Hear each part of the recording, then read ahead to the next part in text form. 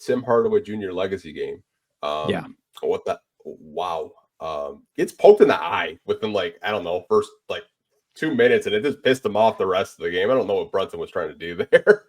Yeah, it was going straight for his eye. You watch it in slow motion. There's the thing where if you're not going to be able to get the ball, you put the hand in front of the eyes to maybe blind the dude. And that's something I've seen. That's something I've done. But it was directly straight towards his eyeball. It was he's trying to gouge his eyes. I was like, okay, you got a flagrant one from it. GHJ, he stepped up. Dennis Schroeder, we'll probably talk about a little bit later. He stepped up. But I thought in the first quarter, what really hurt us was we just didn't close out on three-point shooters on the perimeter. There was just so many plays where I'm seeing, OG Anunoby wide open in the corner, or Cat for that matter. Cat had a great game tonight, which I expected with him not scoring in the second half in game 2. But what did you kind of make of just the kind of not as aggressive closeouts from 3 that the Pistons could have had? Yeah, I mean, in general, with that first quarter, a lot of what I noticed was it felt like they had a lot of pressure on them compared to the first 2 starts. So as I'm looking at that, it's weird because you think in game 3, they're a little bit more attuned to what's going on.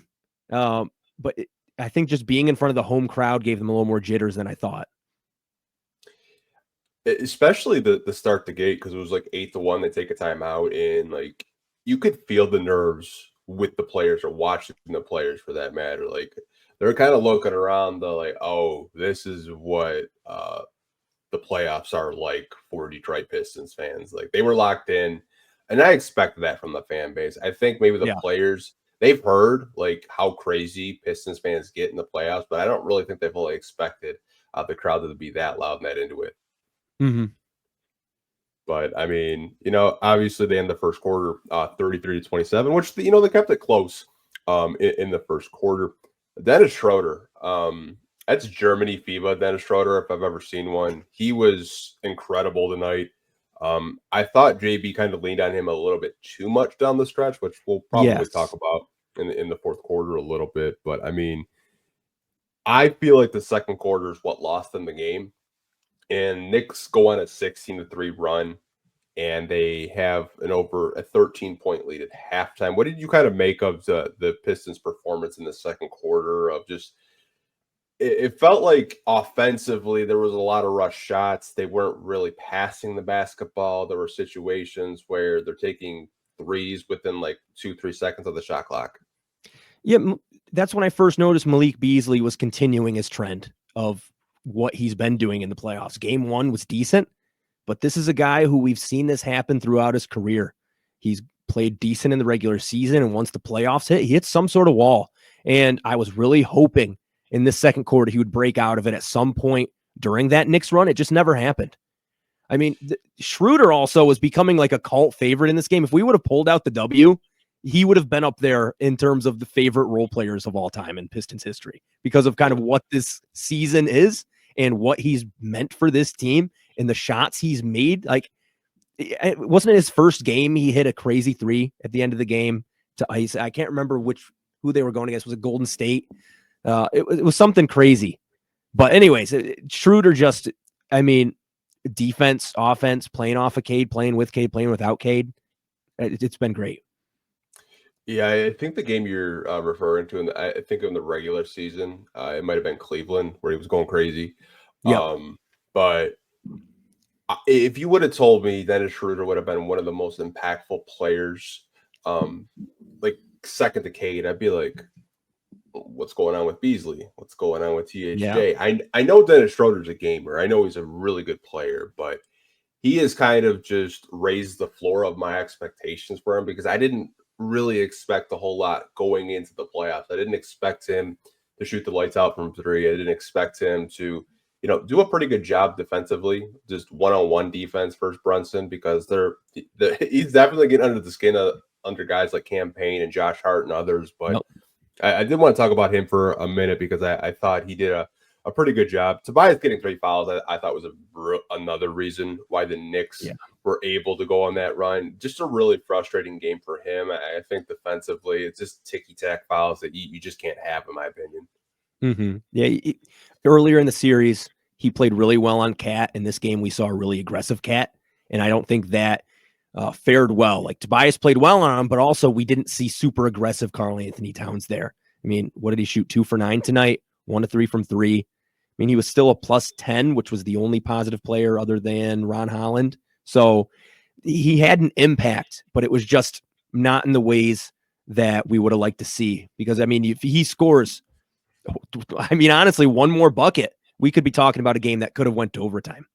Yeah, he didn't score his first bucket until 5 minutes into the fourth quarter, Yeah. which, when I looked at the box score, I was like, oh wow, like they really kind of kept Tobias in check, but it was more of him just not being available and being on the bench. And first two playoff games, I thought, the first game scored over 20 points, second game had a double. So I don't want fans to kind of lay on him too much. It was more of just foul trouble because I already see, Pistons fans, how reactionary they are. Like I don't even want to read the post game comments on my Instagram account right now because I know they're toxic as hell.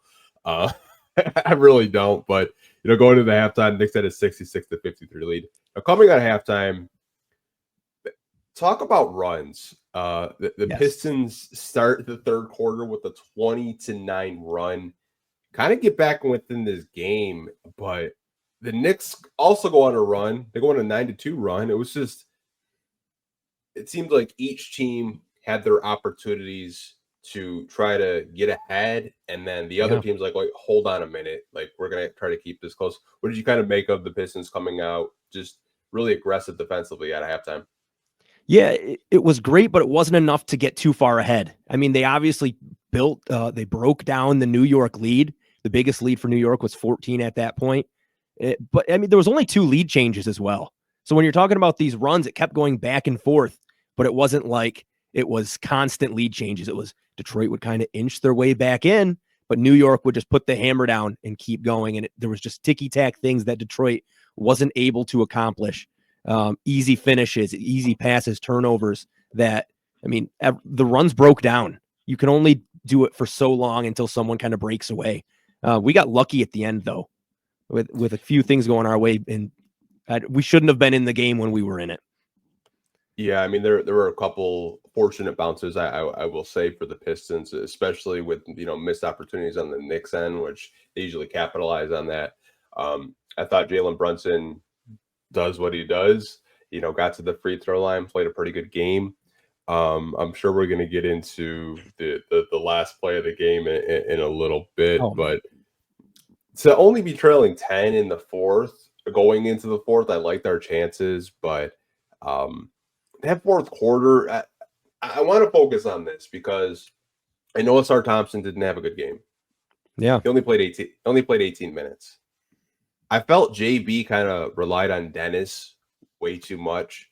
I thought Ron Holland tonight in spurts, especially in the second quarter or third quarter, mind you, when they went in that run, really sparked the defensive effort from this basketball team. But 2 of your best defenders were watching the entirety of the game from the bench. What did you kind of make of just the rotations in the fourth by JB? Yeah, that was really weird not seeing Asar in the fourth. I know he was having his issues throughout the game, but he's a guy that we've relied on through and throughout this whole season to finish some of these out.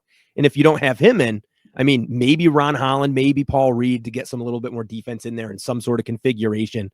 But it was just a really interesting JB experience because I feel like the first 2 games of the season or of the playoffs, we were really witnessing a JB Bickerstaff that was open and willing to adapt to what was going on and making game plan changes and changing minutes and changing rotations. But it feels like in this game, it was just almost like a regression game. And I don't want to put too much on it, but it was just really weird to see some of those lapses there. Yeah, it's like when you give yourself an opportunity to tie the game or get it within a 1 possession game, I get he's going to roll with his vets. He's going to roll with Malik. He's going to roll with Tim and Dennis. I get it. That's how coaches are. They're always going to roll with those veteran players because they have more experience. But I thought Ron, throughout these first 3 games, I really expected him to have a bigger role with Simone Fontecchio being completely out of the rotation. We haven't not seen 1 minute of Simone Fontecchio, Yeah. which I expected. I did not expect him to rely on Timmy and Malik so heavily. I thought Ron would have a bigger impact, and you've seen from game 1 to game 3, Ron's getting a little bit more trust from the coaching staff, but very questionable rotations down the stretch. And I know Caps fans have told me just wait till the playoffs. You'll Yeah. see the rotations kind of shrink and get a little frustrated. But as a Piston fan, I don't know about you. I'm just happy to be here. Going from Yep. 14 to 44. Honestly, I didn't really have a whole lot of expectations going into the season. I don't know about you, but I think this is a really great learning experience for a young Detroit Pistons team right now. Yeah, I am not mad whatsoever with whatever outcome happens from here on out. We won one game, which was already more than I expected. We didn't even make the play in. We made the 6th seed, which was more than I expected. So it's house money.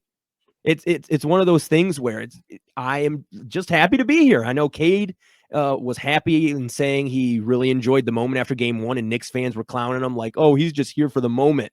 Like he doesn't really care, but he cares. As a fan, though, I'm just happy.